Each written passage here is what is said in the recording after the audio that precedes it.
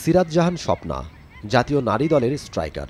১০ নম্বর জার্সিতে ফুটবল পায়ে মুগ্ধতা ছড়িয়ে চলেছেন ২০০১ সালে রংপুরের জয়ারামে জন্ম নেওয়া স্বপ্না। প্রতিপক্ষের রক্ষণ দুর্গ তছনছ করে গোল করাটা যেন তার কাছে ডাল ভাত। ২০১৪ সালে এএফসি অনূর্ধ্ব-১৪ আঞ্চলিক চ্যাম্পিয়নশিপ দিয়ে পথ চলা শুরু জাতীয় দলে। এএফসি অনূর্ধ্ব-১৬ চ্যাম্পিয়নশিপের বাছাইয়ে আলো ছড়ান।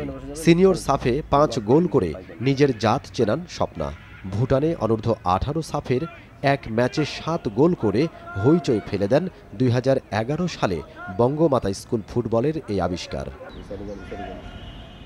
এমন আলো ছড়ানো নৈপুণ্যে অনেকটাই দূর হয়েছে সংসারের অনটন দারিদ্রতা।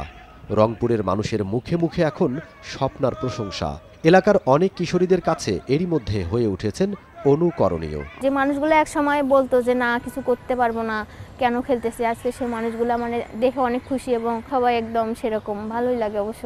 অথচ ফুটবলে আসার আগে বড় দুই বোনের মতো তারও বিয়ে দেওয়ার কথা ভাবছিলেন দারিদ্রতার জাতাকলে পৃষ্ঠ কৃষক বাবা মোকসার আলী।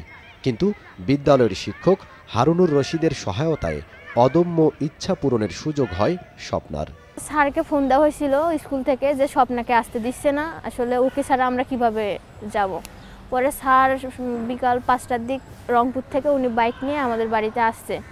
আসার পরে তো মাকে বুঝাচ্ছে যে ভাবি খেলতে দেন, মেয়ে ভালো কিছু করবে। আমি বললাম, বলে যে না ভাই আর খেলতে দিব না, মানুষ অনেক কথা বলে, তুমি আর খেলার দরকার নাই, ও যেটুকু খেলছে তুমি। তারপরে স্যার অনেকক্ষণ বুঝাইতেছে, আমি তো কান্না করতেছি। পরে বলছে আচ্ছা ঠিক আছে খেলতে দিচ্ছি, তারপরে মানে আসতে দিছে। জাতীয় দলের প্রায় সব ফুটবলারই বয়স ভিত্তিক দলের। চলতি বছর নেপালে সাফ চ্যাম্পিয়নশিপে অভিজ্ঞতার কাছে হেরে তারা বিদায় নিয়েছে সেমিফাইনাল থেকে। এবার ঘরের মাঠে বঙ্গমাতা আন্তর্জাতিক ফুটবলে সেই কষ্ট ভুলতে চান সিরাজ জাহান স্বপ্না। বাংলাদেশ আরো উন্নত করবে এবং আমরা। মমিন রোহন, RTV, ঢাকা।